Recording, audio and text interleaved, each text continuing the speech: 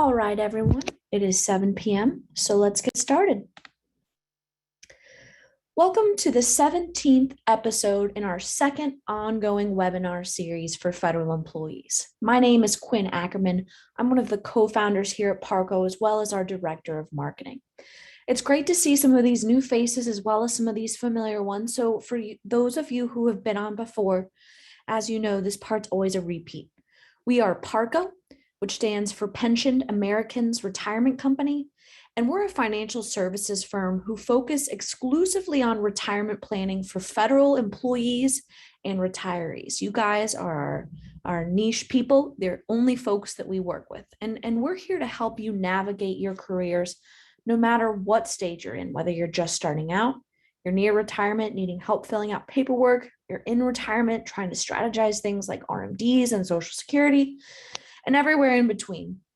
And the way we work as a firm is we help you frame your federal benefits into your overall bigger financial picture, how you can make the most out of your federal benefits and what you have through your employment to put yourself in the best spot for financial success later. And along the way, when we see opportunities to make recommendations that'll improve your situation, cheaper life insurance, our own wealth management service, things soon to be like mortgage refi, we have our own tax accountant, all of these types of services, trust and wills, these are the things that we do every day for our clients to help improve your guys' financial future and set yourself up for success.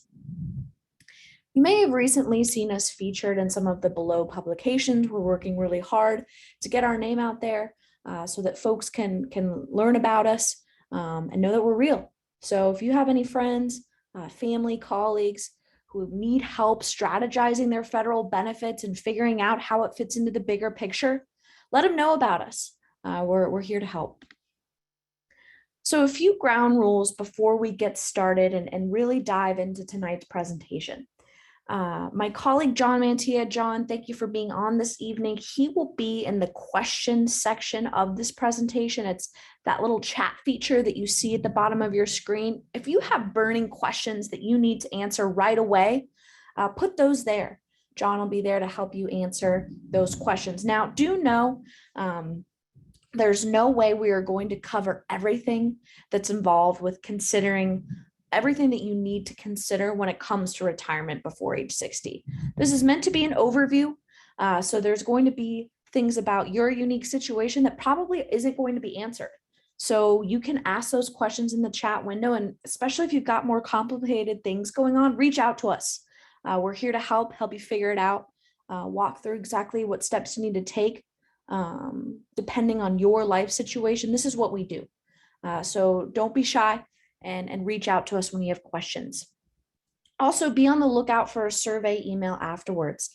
We love feedback. We're always looking to improve these presentations. So if there's something you like, something you didn't like, let us know in that email. Furthermore, we always have a question about what topics you'd like to see covered in the future. A bunch of our presentations this year have been based off of y'all's feedback and things that you are wishing to see covered specifically as it applies to feds that you're just not seeing. Let us know of those things. We love to put on presentations like that for you guys. So without further ado, let's begin. Tonight's presentation is focusing on federal retirement before 60. Is it possible and really should it be done? So some of you folks have been with the federal government for a really, really long time, and you may be eligible to retire at your MRA with 30 years of service. There's a lot to consider before you make that leap. Both good and bad. So we're going to get into that this evening. First, we're going to focus on what full retirement eligibility means. We'll talk about how you will calculate what your pension is going to be, as well as an additional benefit that comes to those who retire before age 62, the first supplement. Then we're briefly going to touch on some of the things we help our clients walk through that they need to consider as they're going through this process about whether or not it makes sense for them. Unfortunately, no two folks are the same. There's a lot of outside factors that are going to play into this. And then finally, we're going to end with a case study to put some real numbers on this thing. So let's first start with reaching full retirement eligibility. There's two components to be able to fully retire from the government with no reduction in benefits. So to be able to keep your federal health care, to be able to continue FEGLI into retirement, to be able to get a pension with no reduction or things of that nature. That's what we mean by full retirement eligibility. And like I just mentioned, there's two components to that. You've got to meet an age requirement and you've got to meet a credible service requirement. So the first requirement is your age, your minimum retirement age. This is going to vary based upon the year that you were born. So for those of you folks who were born before 1963, you are already at your minimum retirement age. For those of you who were born after age 70, after 1970, your minimum retirement age is age 57. And then for those of you falling somewhere in between, you guys have a minimum retirement age in between 56 and 57. So sliding scale, but just so you know, that's going to be your minimum retirement age. Now, the minimum retirement age is not enough to get you that full retirement. You're also going to need to meet a years of service requirement. It can be your MRA with 30 years of service. It can be age 60 with 20 years of service, or you can be age 62 with 5 years of service. The reason we've grayed out age 62 and 5 years of service is simply because this presentation is focusing on folks looking to retire before age 60. But of course, if you meet this requirement, you will have a fully eligible retirement as well. And for the purpose of tonight's presentation, these are the two components we'll be looking at.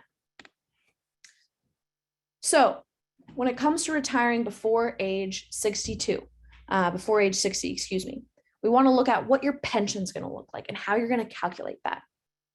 So your basic pension calculation, many of you have probably seen it written slightly differently. The one we typically see online is 1% multiplied by your credible years of service, multiplied by your high 3.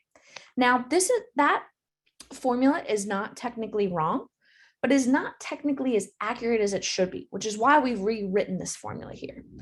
The truly most accurate formula to calculate your pension is going to be by multiplying 1/12 of 1% by your credible months of service here, not years, by your high 3.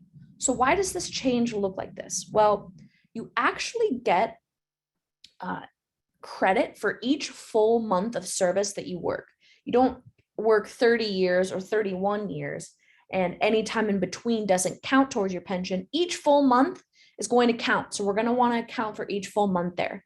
To be able to multiply by your months of service instead, we're going to take that 1% constant and change it to a monthly number as well, multiply it by 1/12. So that's why you see this slightly different and more technically accurate formula on the screen here. And then as a friendly reminder, your high 3 is the highest average 3 consecutive years of earnings that you have. So one thing to consider, the longer that you work, typically the higher your high 3 will tend to be. For those of you folks who maybe took a lower step or wanted to work somewhere else with lower hours and that maybe you're not working as much anymore and your salary is lower, it will still be based on your highest 3 consecutive years of earnings there, that average.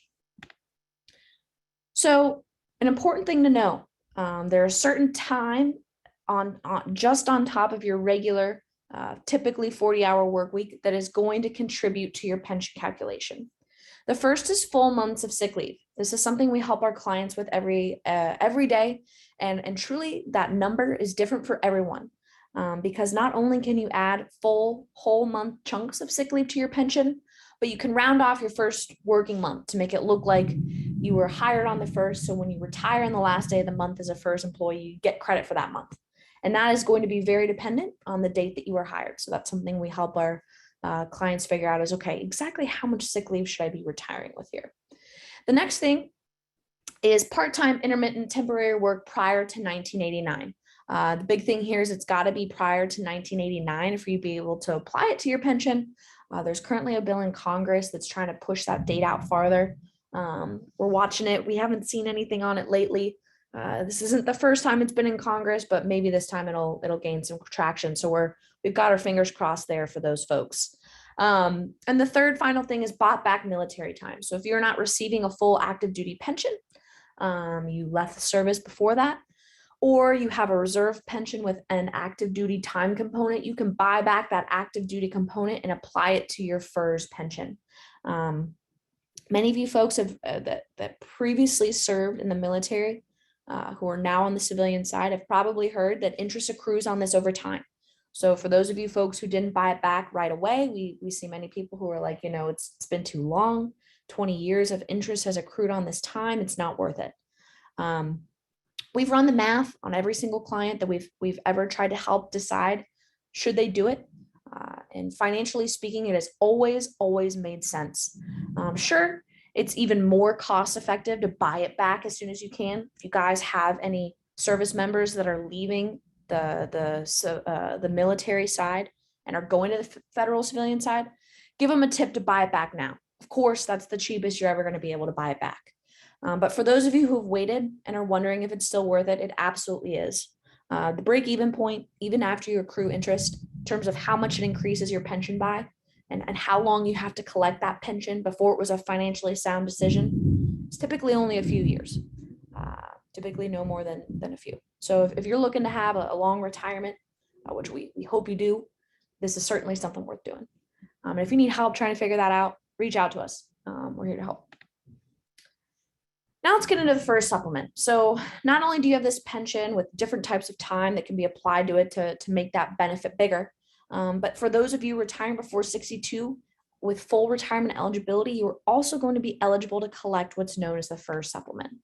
Now, when you see this written on OPM or hear folks talk about it, its official name is the annuity supplement. Sometimes you'll hear people say Social Security annuity or Social Security supplement.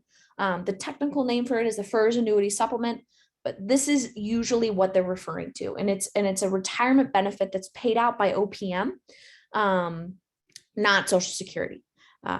It uses Social Security in its calculation, which we'll talk about in a second, but the two things actually aren't related at all.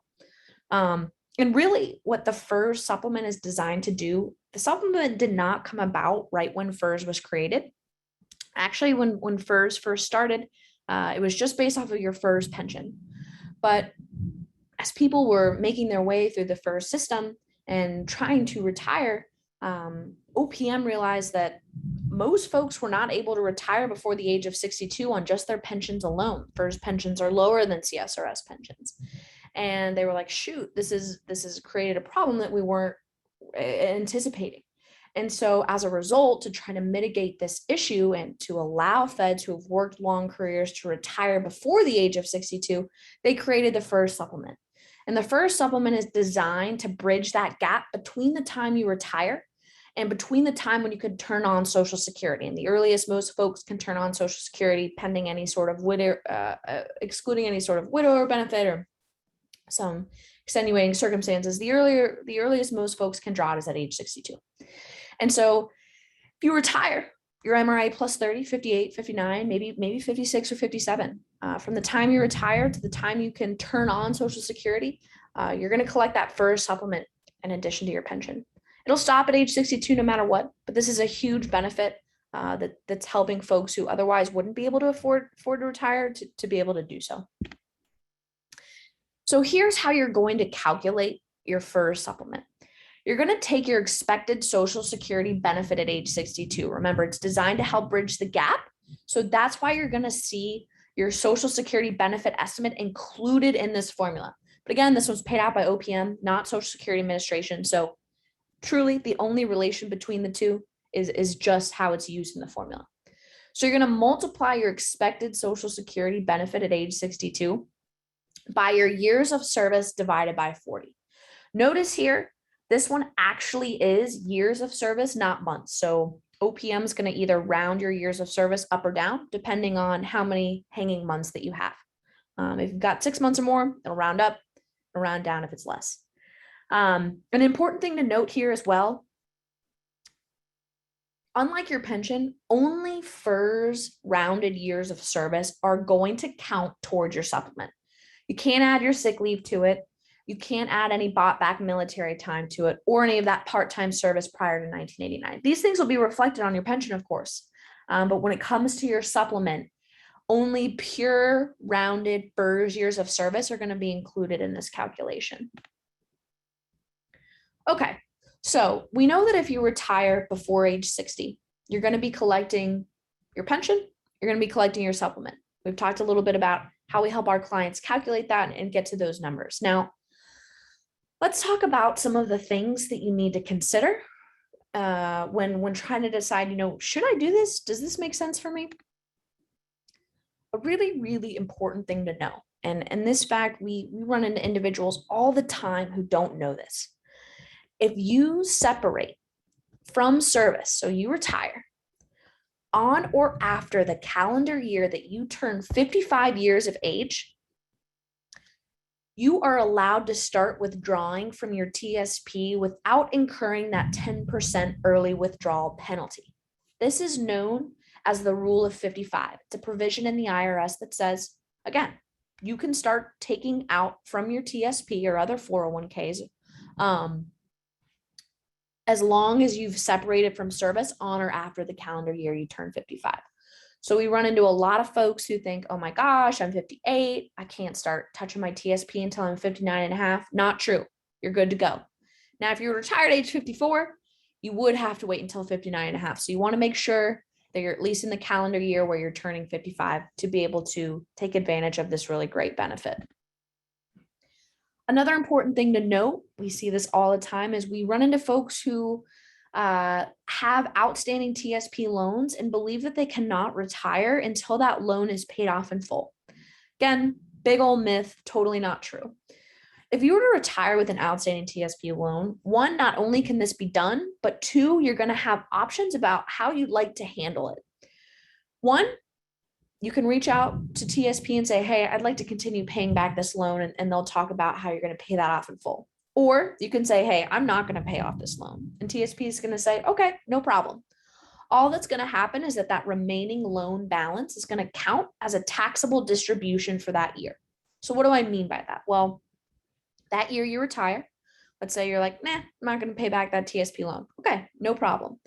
The remaining balance will count towards your income for the year, that adjusted gross income, which is what is going to help you determine how much you're paying in taxes. So that's really all there is to that one. A really, really big thing to consider into whether or not you can retire before the age of 60 is this concept known as the interim period. And the interim period is something that all newly federal retirees are subject to. It doesn't matter if you retire before age 60, if you retire at age 75, if you're FERS, CSRS, if you're a law enforcement officer, whatever you are, you will be subject to the interim period. And the interim period is a period of time after you retire where you're not going to receive what your true pension should be. So let's show it on this timeline a little bit. You're going to retire as a FERS employee at the end of the month. CSRS employees, it'll be at the beginning of the month for y'all. Once you retire, we know that you're going to start receiving a reduced pension. This is what the interim period is, what this period of time when you're receiving that reduced pension.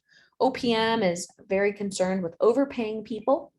So what they're going to do to combat this is only pay you about half of what your pension should be while they take some time to calculate your true benefit. So you're only going to be receiving about half of what your pension otherwise should be. The other tricky part about the interim period is we don't know exactly how long it's going to last. It's an unspecified time period. Typically lasts from 2 to 6 months. We've seen it last longer. Typically things that are going to push out that timeline is additional complications. So if you save military buyback for the very end and they're trying to process it, or you're divorced and part of your benefit's going to be going to a former spouse, those types of things will cause OPM to take more time to process it. And so you'll be receiving that reduced pension for longer. Now, the beauty about the interim period is that it does end. We know it ends. And you will also receive everything you should have received during that interim period. You're going to get, you'll know when it's over because suddenly you're going to get a check that's huge and it's going to include all this back pay that you should have gotten. Then every month thereforth, you are going to receive your true pension value. But this reduced pension time period is no joke. It's something you need to account for, and you have to make sure you have cash on hand or at least some type of asset to draw on to be able to get yourself through this interim period. one of the things we often recommend that our clients do is to save up as much annual leave as they can. It's close to the maximum depending on their agency and position, and use that as a buffer. The reason being, if you sell back your annual leave when you retire, you get paid your hourly rate for every hour that you sell back. This cash is included as a lump sum on your last paycheck. It's taxed heavily. IRS treats it as a bonus, but it's still a good cash chunk that can help you get through this interim period time. So we really, really recommend folks to either sell back their annual leave as much as they possibly can, and or make sure they have some cash reserves on hand. Make sure they're tucking a little bit more away into savings because of this uncertain period that they have in front of them. For those of you folks who don't have this could certainly be a consideration that may cause you to think twice and potentially hold off from retiring for a bit so you can get some of these reserves on hand to get you through this time. Another important thing to know, and sorry if you guys hear any big booms in the background, there's a lot of thunder here over in Virginia. For those of you who've also been experiencing some storms, so sorry if you hear any feedback. But another thing to consider as you're going through the retirement process is when your cost of living adjustments are going to start. These cost of living adjustments, there's two types. We're referring to the COLA here that is going to increase your pension benefit to try to account for things like inflations and rising costs of living. Every federal employee retires with full eligibility. You will be eligible for cost of living adjustments. The thing to know is that they start at age 62. So for those of you folks retiring before age 60, you will have a few years where your pension is going to stay at a very flat rate before those cost of living adjustments start to take effect. Even so, we don't want to say this to scare you. The fact that you guys have cost of living adjustments at all on your pensions is huge. Inflation, as for those of you who have been on our inflation webinar, is a what we like to call the silent tax on federal retirement.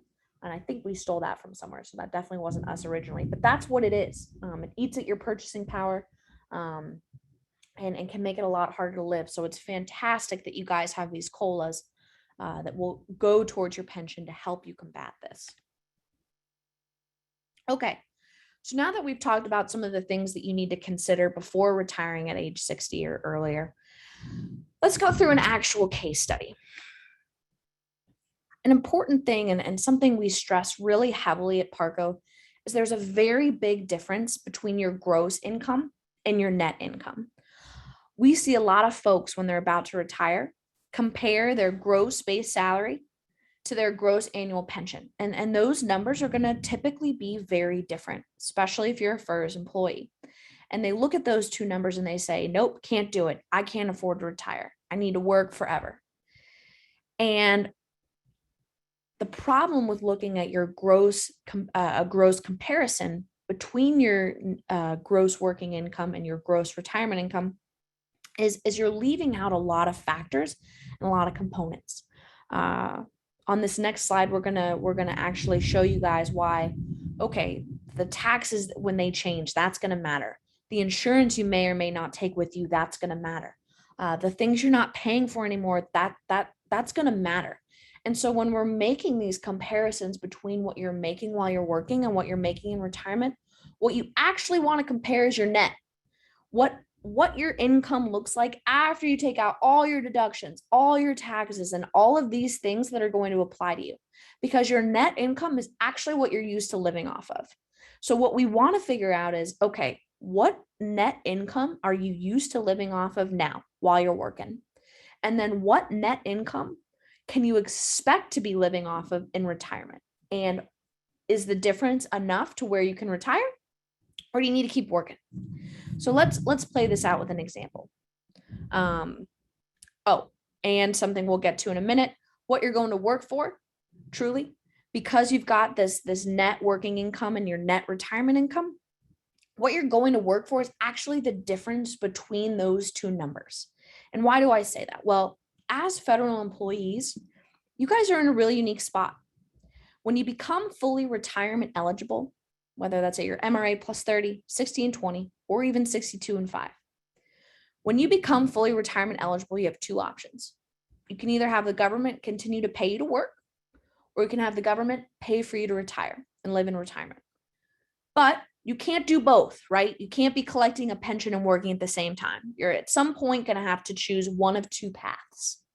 And so if you think about it, what you're actually going to work for is what additional money you're collecting that you wouldn't be collecting in retirement. So the difference between those two numbers is actually what you're going to work for. Because if you're retired, you could collect your retirement amount.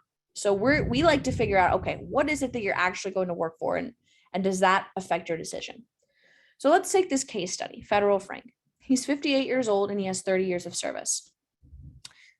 His base salary is $60,000 a year, and his high three that'll be used for his pension calculation is $59,000. His Social Security benefit estimate at age 62 is $1,600 a month. So this number we will use to help calculate his first supplement. So here's Federal Frank. He knows he can retire now if he wants to, and he knows he can also keep working. Now, he'd like to retire as soon as possible and spend the last chapter, the later chapters of his life in retirement. So he wants to know if these numbers can make sense. So what we'll do is, and when Federal Frank comes to Parco and says, okay, what do my numbers look like? This is exactly what we're helping him walk through. Okay. So first, Frank, don't just compare your gross salary while you're working to your gross retirement numbers. And why is that? Well, because if you just take your gross salary, you're going to be making $5,000 a month. And if you take your gross pension, you're going to be making a little under $2,700 a month. That's a big difference. $2,400 a month difference is no joke. So when Frank comes to us and he's like, I don't think I can afford to retire. This difference is too high. Am I thinking about this the right way? Here's how we would help frame things to Frank. Okay. We know on a gross basis, pre-tax, we're either at $5,000 or $2,700 basically.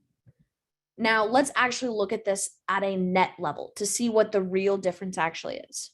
Frank, right now you're contributing $500 to your TSP. That'll be coming out of that $5,000 that you're making on a gross basis.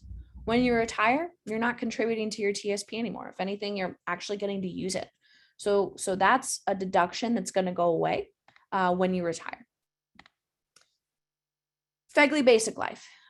He's paying for it now. He'll continue paying for it in retirement. It's a good deal. So that one's going to stay. Oops. Sorry, my computer's being a little glitchy. Next, Federal Frank has got Fegley option B.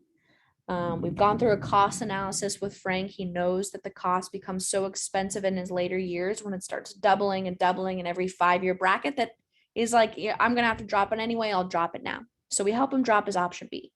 Now, that's $130 a month coming out of his paycheck now that won't be in retirement. So we need to account for that as well. Then we've got his FEHB. Federal healthcare is a fantastic, fantastic benefit for feds. So we're going to take that out of both. We're going to take it out of his gross income while working and his gross income in retirement. Another big thing we're going to account for, income taxes. Because his gross income is significantly lower, he's going to be in a lower tax bracket, which means his income taxes coming out are going to be a lot lower than when he was working as well. So we need to account for that change. Then we've got Medicare taxes and Social Security taxes. These are not things that you pay for when you retire. These are two types of taxes that you are no longer required to pay. So while these are coming out of every paycheck that you have now, they will not be coming out of your pension check. So we need to account for that. When we do that, we find that the difference between their net incomes, that Frank's net incomes, are actually significantly lower because of the taxes that aren't coming out, because of the fact he's not making TSP contributions, because of the fact that he's got a lower gross income and is going to fall into a lower tax bracket. The net difference between what he's making while working versus what he's making in retirement is a lot less. It's roughly $760 a month. Now, we'll have to discuss and dive into Frank's financial situation further. How much does he need to live off of each month? Does he have savings and TSP and retirement assets to help bridge this gap? These are things we would help him with next. But the thing of it is that he's actually going to work for this number here. After we've taken out all these deductions and all these things that apply to Frank, we know that he can either retire for this and collect this from the government, or he can keep working and get paid this by the government. So what he's going to work for is this difference here. And when you take $760 and you divide it by 174 hours in a working month, Frank's effective hourly rate is $4.37 an hour. This is what he's going to work for every hour instead of retiring. Now, for you, those of you folks who love your job, this number shouldn't faze you. If you love what you're doing and you get a lot of value out of it, keep doing it. But for those of you folks who are looking for retirement as soon as possible, that difference in this effective hourly rate that you're going to work for is certainly something to consider. So, as many of you already know, we're kind of math nerds here at Parco. We actually created this simulation. I promise I'm going to explain this graph in a second, where we wanted to show in a different visual way what people are actually going to work for and what this looks like. So let me show you each of these axes. This this y-axis here is your net take home in retirement. This is after deductions, after everything we've just done, what you're taking home in retirement. This x-axis here is your net take-home pay while working. So if you're working post deductions and taxes, this is what you're making while you're working.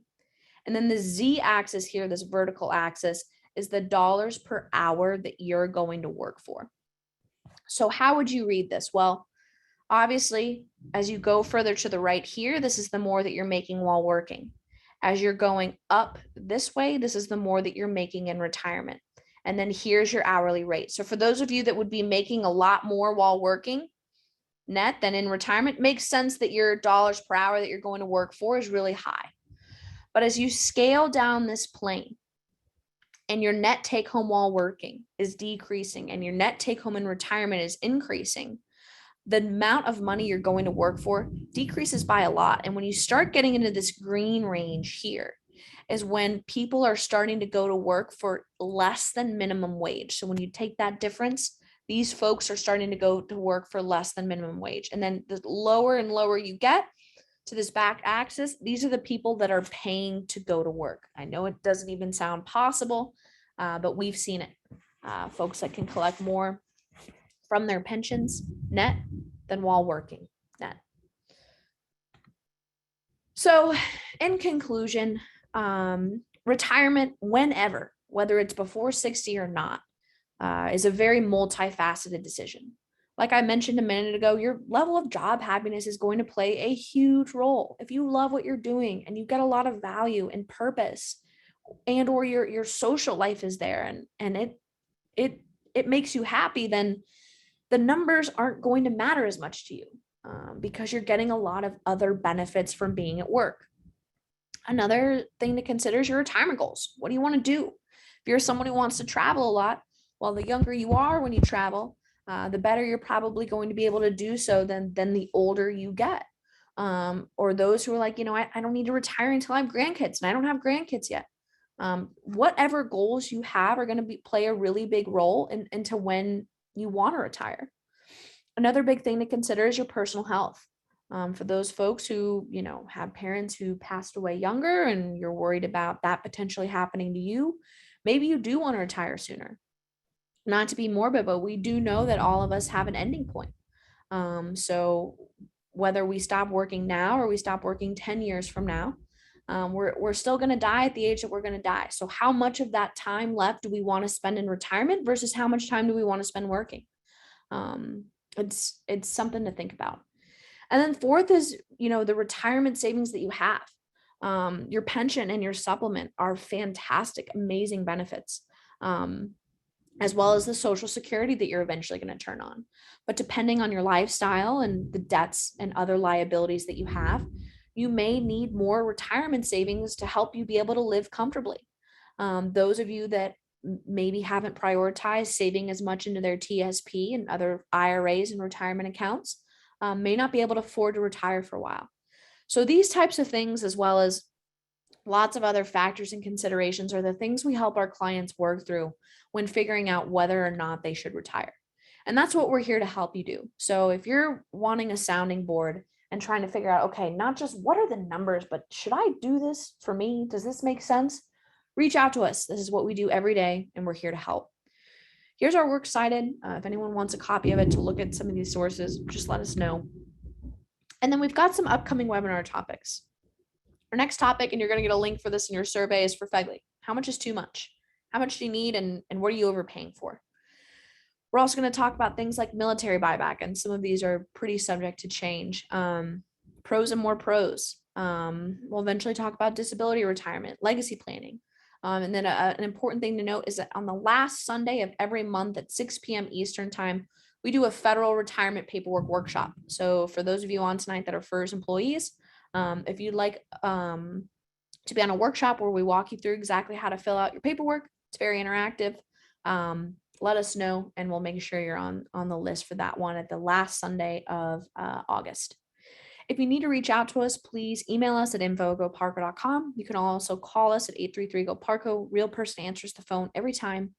And you can reach out to us on our website, goparco.com. We applaud everyone for being on this evening. John and I are going to hang out in the question and answer section, answering the questions that you guys have to protect everyone's privacy. We're not going to bring up those questions or say who they're from, so you won't be able to see other people's questions, but we will answer yours. So if you don't have any, we wish you the best of luck, and we hope you have a happy Wednesday. And for those of you with questions, we'll be talking to you shortly.